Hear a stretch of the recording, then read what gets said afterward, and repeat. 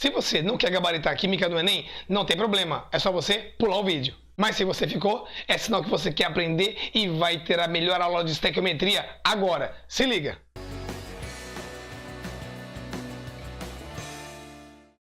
A estequiometria nada mais faz do que investigar e determinar a quantidade na relação entre reagentes, entre produtos e entre reagentes e produtos numa reação química. Simples assim como Natal.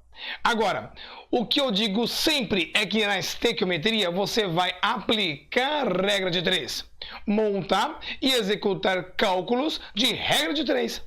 Os cálculos não são iguais, pois depende do contexto, depende da informação passada no exercício. E isso envolve principalmente uma boa leitura, interpretação e técnicas para extrair as informações necessárias. E além do mais, na montagem da regra de 3, no entendimento da informação que você leu no enunciado, você obviamente tem que estar o quê? Munido de informações. Primeira coisa, você tem que ter informações na sua cabeça sobre a estequiometria, sobre as ferramentas que se aplicam para resolver a estequiometria. Do que eu estou falando? Horas, disso que eu chamo de base de cálculo. Se liga, a base de cálculo, ou seja, é a primeira linha da regra de 3 que você vai montar, a partir de uma equação balanceada ou a partir da informação dita no enunciado.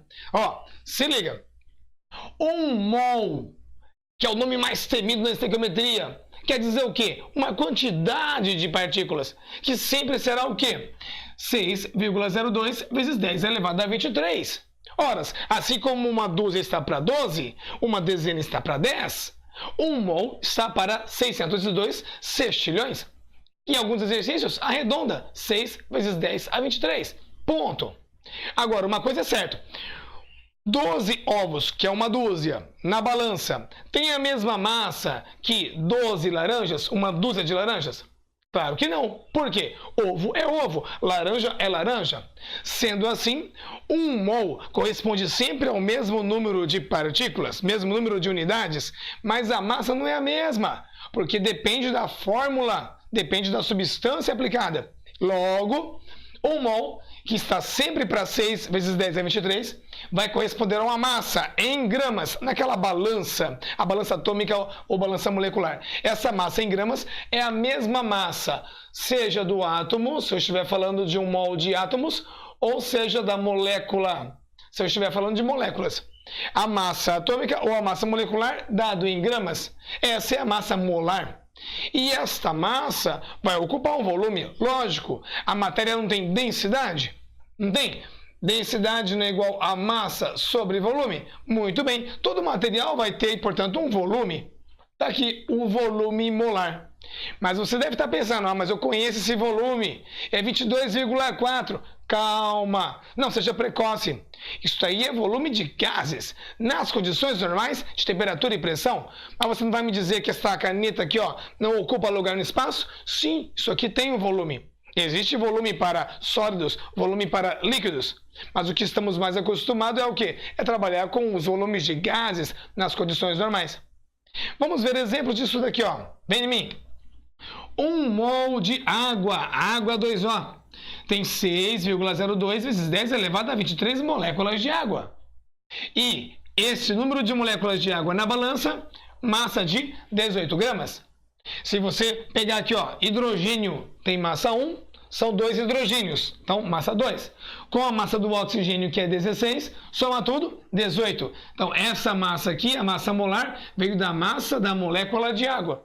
18U, mas eu escrevo em gramas, porque é a massa de 602 sextilhões de moléculas de água. Beleza?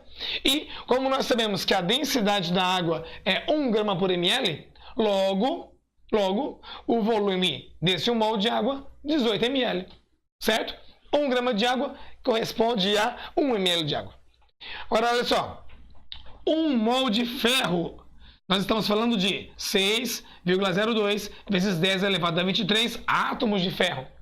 Esses átomos na balança vão ter a massa diferente do que 1 mol de água, porque é ferro, não é H2O. E isso corresponde a 56 gramas. Como é que eu sei disso, tio Franklin? Você sabe disso porque você ou no exercício tem lá dados da massa atômica, ou vai consultar a tabela periódica. Sim, claro. Então, diante da massa que você viu do ferro na tabela periódica, 56 gramas é a massa de 1 mol de átomos de ferro. E o volume disso aqui é 7,1 mililitros. Ora, mas é massa de ferro, ferro é sólido a temperatura ambiente. Pois é, mas eu te disse que sólidos também ocupam lugar no espaço. Ora, a densidade do ferro, se você não sabe a densidade dele, significa 7,8 gramas por ml. Logo, cada ml de ferro tem massa de 7,88 gramas. 56x. Ora, fiz uma regra de 3, ou apliquei a fórmula aqui. Achei o volume molar do ferro, mesmo no estado sólido. Com essa você não contava, não é verdade? Olha aqui, o hidrogênio que sabemos que a temperatura ambiente é um gás. Agora chegou onde você comentou agora há pouco em seus pensamentos, que eu percebi aqui. 1 mol de hidrogênio corresponde a 6 vezes 10 a 23 moléculas de hidrogênio. A massa molar, como é H2, HH, ó, 1, H2, somou. Então, 2 gramas. Beleza. Essa massa é a massa da molécula de hidrogênio que, na CNTP, nas condições normais de temperatura e pressão, ocupa um volume de 22,4 litros. Agora, perceba, esse mesmo 1 mol de hidrogênio, ou seja, o 6 vezes 10 a 23, com a mesma massa, ocupa um volume de 24,4 litros nas condições ambientes de temperatura e pressão. Então, qual é a diferença aí nessas duas condições? Ora, na CNTP, a temperatura é de 0 graus Celsius, 273 Kelvin. Aqui na CATP, estamos falando de temperatura de 25 graus Celsius, 298 Kelvin. Então, mais uma vez eu digo, para você se dar bem nos cálculos estequiométricos, você tem que estar de acordo com essas informações aqui, ó, que eu chamo de bases de cálculo. Quer ver um exercício para a gente fechar esse entendimento e eu mostrar como é que eu aplico o que nós chamamos de relações numéricas na estequiometria? Então, se liga nesse exemplo que eu vou te mostrar agora. Cada página de um livro de Química Geral de 200 páginas consumiu em média 10 miligramas de tinta. O número de átomos de carbono em média utilizados para a impressão deste livro, supondo que 90% da massa de tinta seja constituída pelo elemento carbono, aí ele dá o número de Avogadro, 6 vezes 10 é 23, e a massa do carbono, 18 gramas por mol. Então veja, a base de cálculo não pode sair da sua cabeça. Isto aqui te dá a primeira linha da regra de 3. E nós estamos falando de quê? No caso do exercício, carbono. Então, olha só, 1 mol de carbono corresponde a 6 vezes 10 a 23 átomos de carbono, e isso tem massa de 12 gramas. O próprio exercício já deu essa informação para a gente. Legal. Acontece o seguinte, tem toda uma história aí, ó.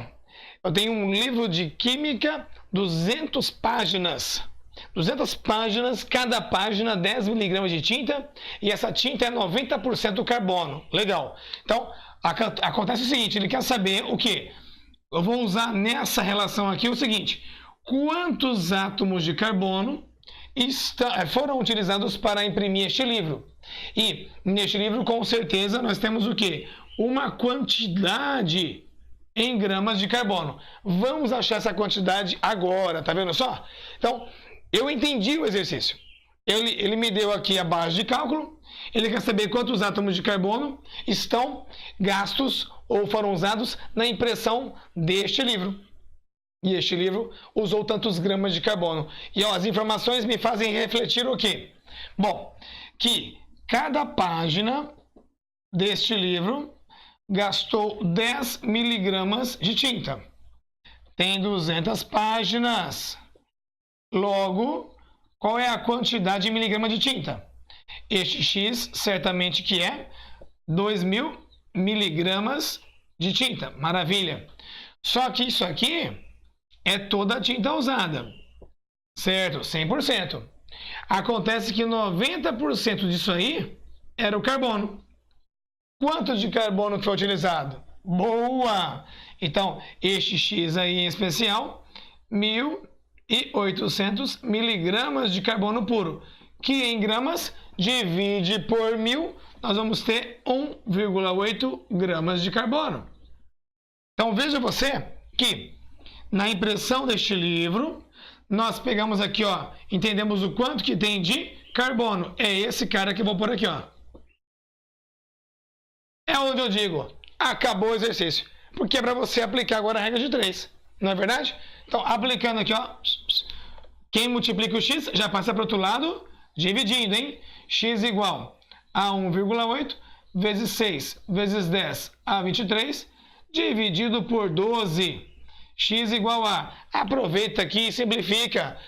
Corta aqui, ó, com 6, vai dar 1. Corta aqui com 6, vai dar 2. 1,8 sobre 2 vai dar 0,9 vezes 10 a 23 átomos de carbono. Atualizando a potência aqui, nós temos 9 vezes 10A, vai para frente. O que acontece? Cai o expoente, 22 átomos de carbono.